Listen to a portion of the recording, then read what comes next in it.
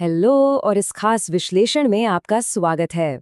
India में ना medical career बनाना सच में बहुत गर्व की बात मानी जाती है। लेकिन क्या आपने कभी सोचा है कि ये सफर असल में दिखता कैसे है? शुरुआती एंट्रेंस एग्जाम की टेंशन से लेकर एक सक्सेसफुल डॉक्टर बनने तक का ये जो रोड मैप है ना, ये बेहद दिलचस्प है। तो चलिए, बिना किसी देरी के इन सारे डेटा और फैक्ट्स के जरिए इस पूरी जर्नी को स्टेप बाय स्टेप डीकोड करते हैं। आज के इस एक्सप्लेनर में हम 5 अहम पड़ावों को कवर करेंगे। पहला, मास्टरिंग द एंट्रेंस एग्जाम। दूसरा, द ग्लोबल एमबीबीएस डिग्री। तीसरा, क्रॉसरोड्स, जहां एमडी और एमएस के बीच चुनाव करना होता है। चौथा, कैरियर्स विदाउट नीट पीजी। और आखिर में सबसे highly anticipated topic, doctor salaries in India. ये एक ऐसी लॉजिकल प्रोग्रेशन है जो स्टूडेंट लाइफ को एक प्रोफेशनल प्रैक्टिस के साथ पूरी तरह कनेक्ट करती है। तो शुरुआत करते हैं हमारे पहले मेजर माइलस्टोन से, मास्टरिंग द एंट्रेंस एग्जाम।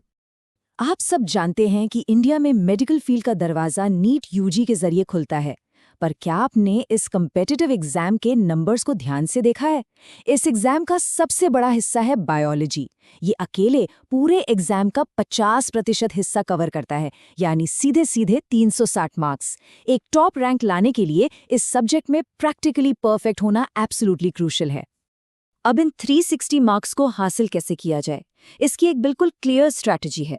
अगर हम एनसीईआरटी सिलेबस के हाई वेटेड चैप्टर्स को देखें तो बॉटनी में जेनेटिक्स और इवोल्यूशन अकेले 24% वेटेज रखते हैं। उसके बाद इकोलॉजी और एनवायरनमेंट से 16% क्वेश्चंस आते हैं। वहीं ज़ूओलॉजी की बात करें तो ह्यूमन फिजियोलॉजी सीधा 20% कवर करता है। देखिए, इन हेवी हिटिंग चैप्टर्स पर पूरी पकड़ बनाए बिना इस कटथ्रोट कंपटीशन में आगे निकलना लगभग नामुमकिन है। चलिए, अब आगे बढ़ते हैं हमारे दूसरे पड़ाव की तरफ, द ग्लोबल एमबीबीएस डिग्री। रोजाना की बोलचाल में एमबीबीएस वर्ड इतना आम है कि हम इसके बारे में ज्यादा सोचते ही नहीं है। लेकिन इसका लैटिन ओरिजिन वाकई काफी प्रभावशाली है। मेडिसिनाए बैकलोरेस चिरुगियाए, जिसका एग्जैक्ट अंग्रेजी अनुवाद है bachelor of medicine, bachelor of surgery. ये टाइटल ऐसे ही नहीं मिल जाता। ये पूरे 5 से 6 साल की कड़ी मेहनत और इंटेंस एकेडमिक कमिटमेंट को दर्शाता है। थोड़ा हिस्ट्री में पीछे चलें तो 1850 के दौर में यूनाइटेड किंगडम ने मेडिकल प्रैक्टिस के लिए इस डुअल बैचलर डिग्री का सिस्टम शुरू किया था। लेकिन इंटरेस्टिंग बात यह है कि 1890s आते आते नॉर्थ अमेरिकन मेडिकल स्कूल्स ने एक नया मॉडल अपना लिया। उन्होंने डॉक्टर ऑफ मेडिसिन यानी एमडी शुरू कर दिया। पर आज भी इंडिया और लगभग सभी कॉमनवेल्थ देश उस ओरिजिनल ब्रिटिश एमबीबीएस परंपरा को ही अपना ग्लोबल स्टैंडर्ड मानते हैं। एमबीबीएस डिग्री पूरी होने के बाद आता है सबसे बड़ा टर्निंग पॉइंट, हमारा तीसरा section, crossroads MD versus MS. इस पॉइंट पर हर ग्रेजुएट के सामने एक अहम फैसला होता है। एक रास्ता जाता है एमडी यानी डॉक्टर ऑफ मेडिसिन की तरफ। ये प्राइमरीली मरीजों के डायग्नोसिस और नॉन सर्जिकल ट्रीटमेंट्स पर फोकस करता है। इसमें वर्किंग आवर्स थोड़े प्रिडिक्टेबल होते हैं और इसमें कार्डियोलॉजी या पीडियाट्रिक्स जैसी स्पेशलिटीज आती हैं।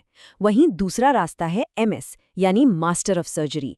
ये पूरी तरह से सर्जिकल प्रोसीजर्स और इंस्ट्रूमेंट्स के फिजिकल इंटरवेंशंस पर आधारित है। इसमें आवर्स काफ़ी डिमांडिंग होते हैं क्योंकि इसमें न्यूरोसर्जरी और ऑर्थोपीडिक्स जैसी हाईली क्रिटिकल फील्ड्स शामिल हैं।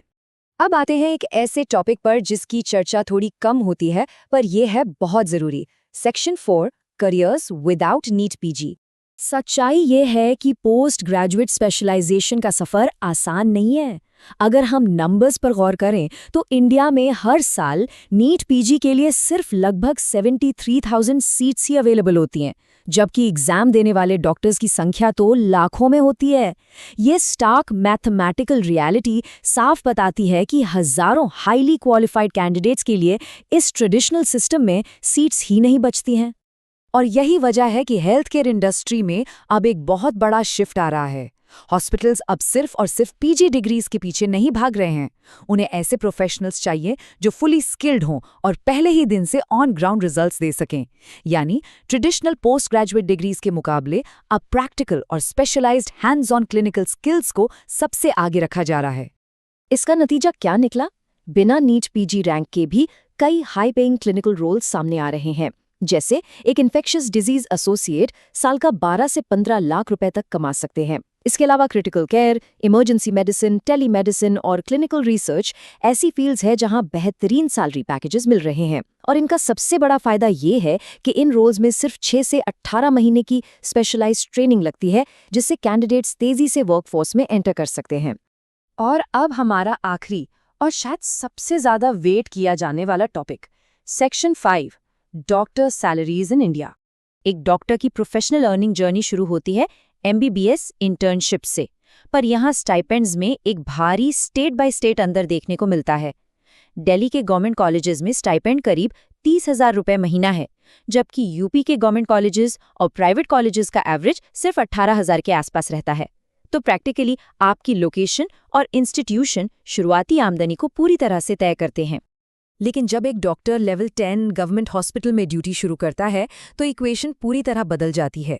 7th पे कमीशन के हिसाब से उनका बेस पे 56,100 रुपए होता है, पर सच्चे गेम चेंजर्स होते हैं अलाउंसेस। इस बेस पे में 53% dearness allowance, 24% house rent allowance और एक स्पेशल नॉन प्रैक्टिसिंग अलाउंस भी जुड़ता है। इन सभी को मिला दिया जाए तो एक गवर्नमेंट हॉस्पिटल के डॉक्टर की ग्रॉस मंथली इनकम आराम से 1.3 लाख तक पहुंच जाती है। अब इस ट्रेंड पर ध्यान दीजिए, क्योंकि सबसे बड़ा फाइनेंशियल लीप स्पेशलाइजेशन के बाद आता है। जहां एक फ्रेश एमबीबीएस ग्रेजुएट की एवरेज शुरुआती आमदनी 50,000 रुपए महीना होती है, वहीं एमडी या एमएस डिग्री आते ही ये स्टार्टिंग एवरेज सीधा 2.5 लाख रुपए महीना तक जंप कर जाता है। और अगर कोई सुपर स्पेशलिटी या डीएम के लेवल तक जाता है तो ये आंकड़ा एवरेज 6 लाख रुपए महीना तक भी चला जाता है। यानी आपकी एडवांस ट्रेनिंग और स्पेसिफिक स्किल्स सीधे तौर पर आपकी फाइनेंशियल ग्रोथ को कई गुना बढ़ा देते हैं। इन सारे डेटा पॉइंट्स और इस पूरे रोड मैप को समझने के बाद एक बेहद सीरियस और ज़रूरी सवाल उठता है। जैसे जैसे ये ऑल्टरनेट क्लिनिकल रोल्स बढ़ रहे हैं और स्पेशलाइजेशन इतने बड़े लेवल पर सैलरी को डिक्टेट कर रहा है, तो क्या आने वाले वक्त में मेडिकल प्रोफेशनल्स का ये बदलता हुआ बैलेंस इंडिया में आम लोगों के हेल्थ केयर एक्सेस को एक नए रूप में ढालेगा? ये आंकड़े हमारे फ्यूचर हेल्थ केयर सिस्टम की किस नई तस्वीर की तरफ इशारा कर रहे हैं, इस पर जरूर विचार कीजिए।